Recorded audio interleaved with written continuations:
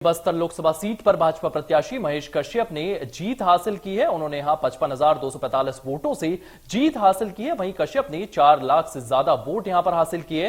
वहीं पूर्व मंत्री कवासी लखमा ने भी 4,03,000 से ज्यादा वोट यहां पर उन्हें मिले हैं, लेकिन एक छोटे मार्जिन के साथ बीजेपी यहां पर जीती है। कवासी लखमा लगातार मुकाबले में बने हुए थे, लेकिन अंतिम चरण की काउंटिंग जैसे ही होती है कवासी लखमा पीछे हो जाते हैं और 55,000 के अंतर से बीजेपी के प्रत्याशी यहां से विजय होते हैं।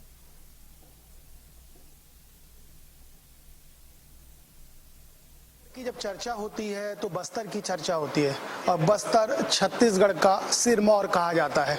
हमारे साथ बस्तर के सांसद महेश कश्यप है, उनसे समझ लेते हैं आखिर इस जीत का श्रेय किसको देते हैं और ये जीत मिली कैसे, क्योंकि इनके साथ जो कैंडिडेट थे उनको छत्तीसगढ़ का लालू भी कहा जाता है और जिस तरीके से उन्होंने चुनाव लड़ा तो किस तरह की चुनौतियां रही थी और जीते आखिर कैसे। बहुत ढेर सारी शुभकामनाएं आपको इंडिया न्यूज के माध्यम से। धन्यवाद।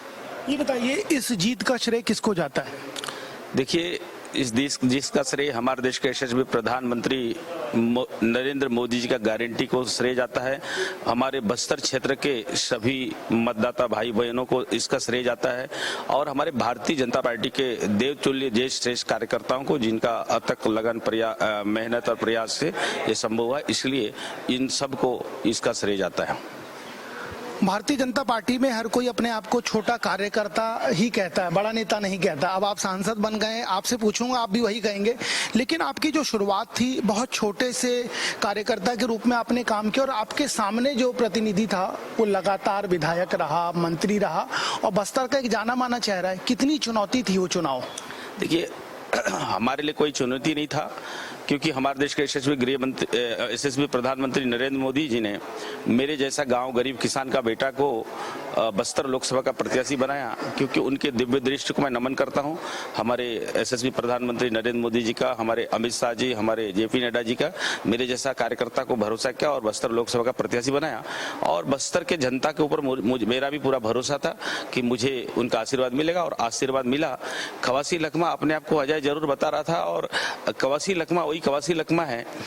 एक कांग्रेस पार्टी का एक पीढ़ी को जीरम कांड में नरसंहार करवाया गया और उस घटना से वो मोटरसाइकिल लेके भागता है और लगातार उस क्षेत्र चुनाव जीतता रहा, लेकिन वहाँ के युवाओं को वहाँ के लोगों को जो मूलभूत सुविधाओं से आज वंचित होना पड़ा है, चाहे रोड के मामले में, सड़क, शिक्षा के क्षेत्र में, और आज वहाँ के लोगों को जेल जाना पड़ा है, गोली खाना पड़ा है। तो ये कवासी लखमा जैसे लोगों के कारण, और उनका बयानबाजी आप लगातार सुन रहे थे। कभी पुलिस को तीर धनुष मारने की बात करता है, कभी मोदी को लाठी मारने की बात करता है, कभी कलेक्टर को कॉलर पकड़ोगे तो नेता बन जाओगे। इस प्रकार का बयानबाजी के कारण हमारे पढ़े लिखे युवाओं का अपमान हो रहा था और बस्तर का छवि पूरे देश में जुमिल हो रहा था। इसीलिए उनको ऐसा सबक सिखाया गया, उन्हीं के विधानसभा क्षेत्र से वो हार गए।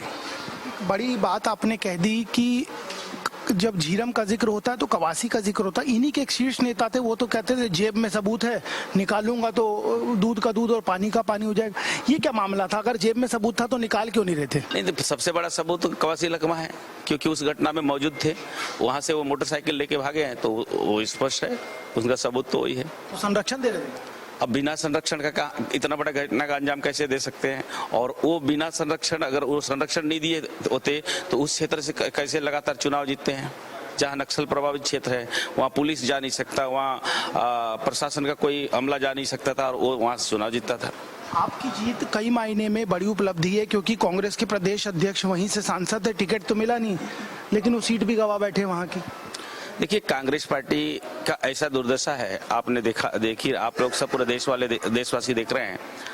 कांग्रेस पार्टी के राष्ट्रीय अध्यक्ष श्रीमती सोनिया गांधी भी अपना चुनाव मैदान से भाग चुकी थी और राहुल गांधी भी अपना पुश्तैनी सीट छोड़ के बायनार भाग गया था। वहाँ भी क्या गति है आप देख रहे हैं। और ऐसी ठीक उसी प्रकार छत्तीसगढ़ का प्रदेश अध्यक्ष वर्तमान सांसद वो भी पहले ही चुनाव मैदान में भाग चुके थे। तो इस प्रकार से कांग्रेस पार्टी का दुर्गति तो आप देख रहे हैं। हाँ, अभी थोड़ा सा सफल जरूर हुए हैं, जिस प्रकार से लोगों को भ्रमित करने में कुछ हद तक कुछ क्षेत्र में कामयाब हुए हैं।